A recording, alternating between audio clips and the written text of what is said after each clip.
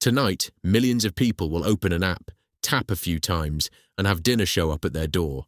DoorDash, Uber Eats, Grubhub. It's one of the most normal things we do now. It's also one of the strangest businesses ever built. Because for more than a decade, food delivery didn't make money.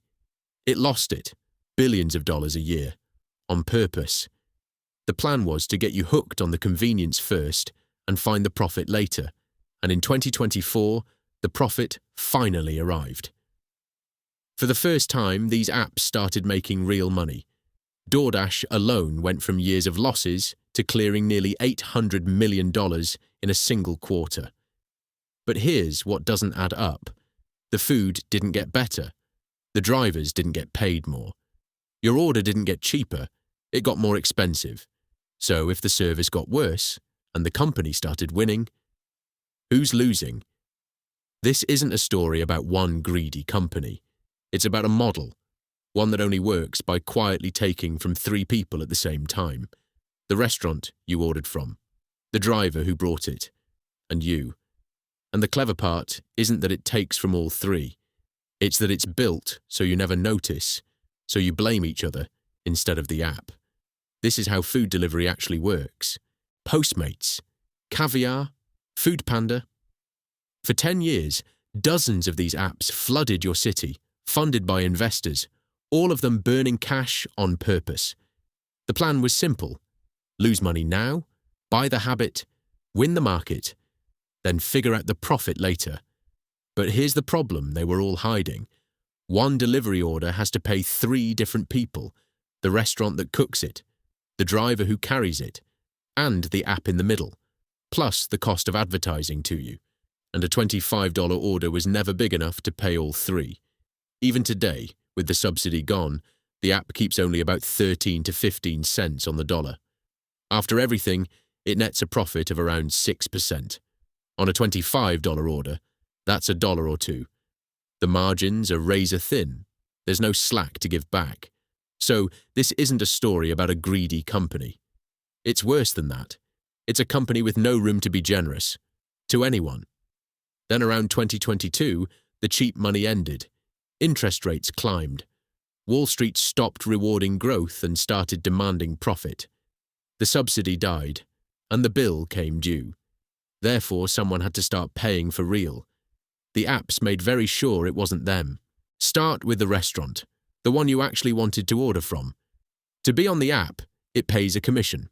15%, 25%, up to 30% for better placement.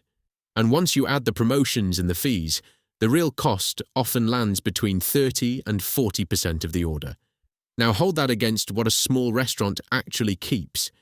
Their entire profit margin is usually 8 to 15%.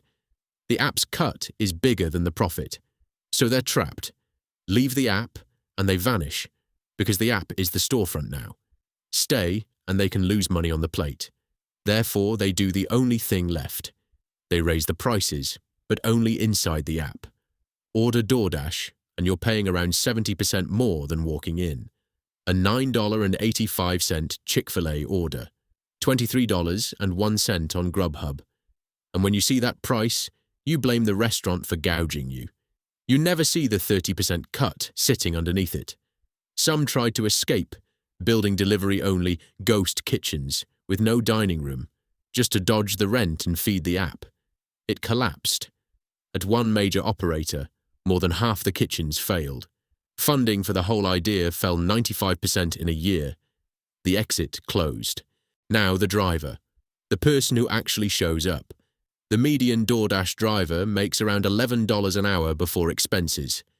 Take out gas, the wear on the car, and the downtime between orders, and there's not much left.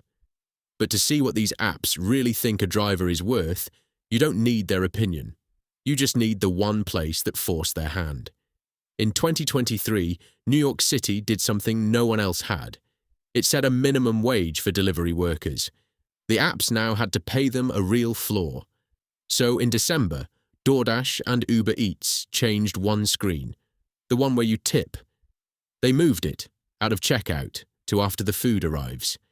In 1 week, the average tip in New York fell from $3.66 to 93 cents. Today, it's 76.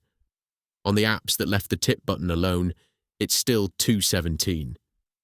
Across the city, more than $550 million in tips. Gone. They were ordered to pay drivers more. Therefore, they took it back, out of your tip instead of their margin. Now, to be fair, because of that law, total driver pay in New York still went up by $1.2 billion, which tells you the only thing that ever raised their pay was being forced to. Seattle ran the same experiment a year later. Same result. The app slapped a $5 fee on every order. Tips collapsed enough to cancel out a third of the raise, and DoorDash spent $130,000 lobbying to kill the law.